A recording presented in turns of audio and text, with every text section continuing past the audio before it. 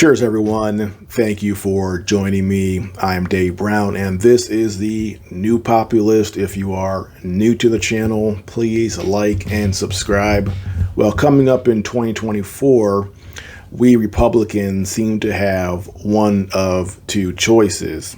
Either we select Ron DeSantis or Donald Trump. Now, I'm a Trump supporter. He generally has my support going forward if he chooses to run. But some people have said that Ron DeSantis is a better alternative to Donald Trump. He is Trump without the baggage, Trump without the unproductive comments. He is a more refined Trump that perhaps could get more done than if we did re-elect Trump. Now, how do I feel about that? How should we all feel about that? Well, I generally do like him. He has done good things in Florida with the hurricane, with immigration. He has shined, especially with the COVID lockdowns and what he did instead of following lockstep with the other more authoritarian governors in the country. So generally, I do like him, but there are a few issues that, for me, have the most weight. These are issues where I can't negotiate with you. Either you're on the right side, you're on the wrong side. Now, some stuff I can disagree and go, okay, that's fine. You believe that. I can ignore that because there's so much positive stuff that one issue is something that can be overlooked. But there are, I would say, two major ones for me. One is immigration and the other is foreign policy. On the immigration front, he looks pretty good. He sent the migrants to Martha's Vineyard. And on this issue, he is enemy number one for the left. So all indicators are that he will try to solve this border problem if he were president. The other issue is foreign policy. And this is where I do have some reservations, foreign policy. As we all know, he did serve in the military and it was actually deployed to Iraq. And after he came back from Iraq and ran for Congress, he was generally supportive of the Iraq War, which in hindsight, I think we can agree was a mistake. This is not a rebuke of the soldiers. This is just a criticism of the policy at the time, and of course the issue with WMDs. And the new Republican position, at least with the populist branch of the Republican Party, the Trump branch, is that we're non-interventionist and that that war was a mistake. Now, what other things has DeSantis sort of indicated regarding foreign policy? Well, we have the Ukraine-Russia conflict, which for the most part he's tried to ignore. However, he was pressed back in, I think, March to comment on it. And he said, and this is according to Yahoo News, that Ron DeSantis likens Putin to an authoritarian gas station attendant. Well, there was somebody else who made a similar comment, and that is, of course, neocon John McCain, probably the biggest war hawk to serve in the Senate in recent memory. There was not a war McCain did not support. He would have bombed half the world if he had his choice. And in hindsight, as much as I dislike Barack Obama, I am happy he was not elected in 2008.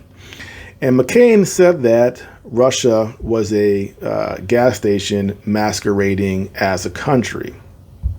So we have these two statements from DeSantis and McCain that I find to be troubling. Irrespective of how you feel about Putin and the Ukraine-Russia war, anytime you're that dismissive of another country, and Russia has 145 million people, they have a long and rich history, to just describe them simply as a gas station, it's so disrespectful and condescending that it would suggest that if Ron DeSantis became president in 2024, would he escalate the situation in Eastern Europe, or would he try to find some sort of peace agreement? That's my concern. And so going forward, if Ron DeSantis wants my support, if he wants me to think that he's a better alternative to Donald Trump, he needs to clarify exactly how he feels about the military-industrial complex, about foreign wars, and whether or not he would be willing to sit down with other leaders, even leaders he didn't like Putin, and try to find a peaceful solution going forward.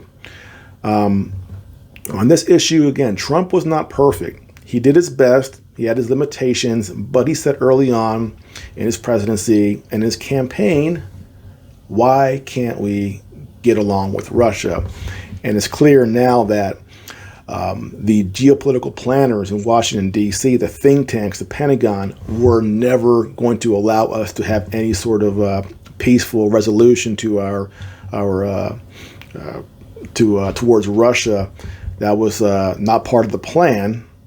They always wanted to confront Russia, try to force Russia into a situation like they're in right now, where they're fighting a war, where NATO is pouring weapons into Ukraine, with the stated goal of think tanks, of the Secretary of Defense, of bleeding Russia very slowly, with the hope of one day collapsing the Putin government and having Putin removed from power in Russia. That is our goal.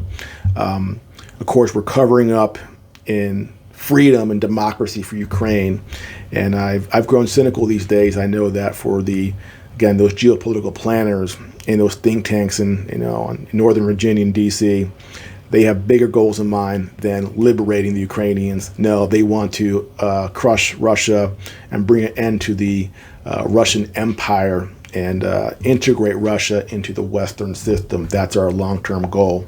So DeSantis, like the guy, but he needs to be more clear going forward about how he feels about foreign policy. And on that, on the issue, we may be disappointed. Perhaps he comes out and says, go Ukraine, let's send more money, let's send more weapons, there's no talks here. Maybe he does that.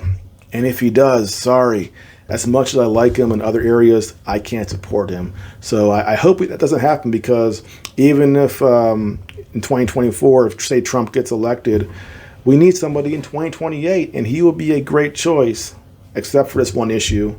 And I hope to see some more signals and indications that he's not the war hawk that John McCain is, and that he will stand up to the Democrats, to the military-industrial complex, and try to find more peaceful solutions. But we will see. Well, that's it for now. Again, if you are new to the channel, please like and subscribe. I'll see you next time.